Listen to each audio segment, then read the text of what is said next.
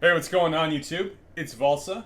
Right now, I'm sitting in Home Kingdom. I've got about 6 or so hours left before the new season starts, and I thought I'd bring you one last highlight from our last season, Rise of the Dragon. All right, so let me set up the situation. The dragon fight is over. The other coalition that consists of KOV, BNR, and Zoo, they've won the dragon. They've won the season. They're going to get the Amber Rewards from the dragon, right? But in addition to the Dragon's Amber Rewards, you can also get a single Amber if you hold 6 gear sentries at Season Summary, right? Now, my alliance, ED, by agreement with our allies, we are holding the 6 sentries essentially on our side of the map. Right, behemoths, as you know, go through this cycle where they're vulnerable for 4 hours and you can capture them, but then they're protected for 2 days and so on. And right, and at the time of this highlight, 5 of our 6 sentries are basically more or less locked in, right? The one that's under serious threat is the one you see here, north of the Tao Yen region, if I'm saying that right. And this sentry is going to be protected for a little less than 1 day, and then it will be vulnerable for 4 hours. All right, and that's the last time it'll be vulnerable for the season. So that's really our key number. We need to keep holding this sentry for about 25 or so more hours. All right, now Zoo is pushed in through this gate 4. Now our ally had some territory here, but at the time of this recording, they've effectively been pushed out. Right, and at the start of this video, Zoo is going to be pushing one of the last remaining towers of our ally, and we'll be fighting to try and keep him off of it, right? If they destroy this tower, then their next move is to push north along the river, eventually to the Bastion, and then east. Our main strategy is to slow them down as much as possible, because we definitely have time on our side. Now, they have some advantages too, however. The time of this fight is really the start of their uptime, and we're hard trending towards our downtime right now. They also have their Bastion available, and we'll expect they'll use it to handle a lot of the defenses in our area, because obviously we fortified this area as much as we could. One last thing, both my alliance ED and the Zoo alliance are kind of fighting through other shells. That's why you'll see us called FD, Farming Ducks, and their alliance is Zoo R. I think it stands for the Zoo Row Team. All right, I hope you enjoyed the video.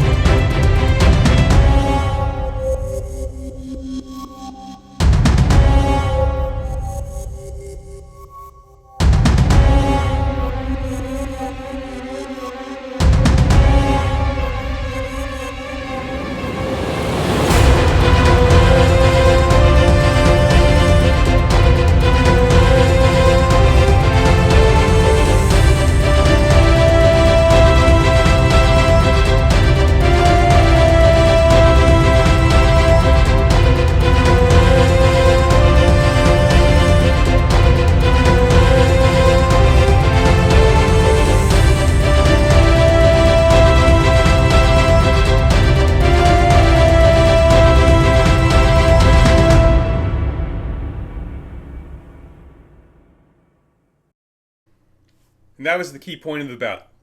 Zhu eventually dropped another tower, and then tried to start pushing our towers conventionally, just destroying them. But we had fortified the area so strongly, we had a bunch of keeps, we had cities next to each other, etc., that we were able to, like, using our strong defensive position, hold them off.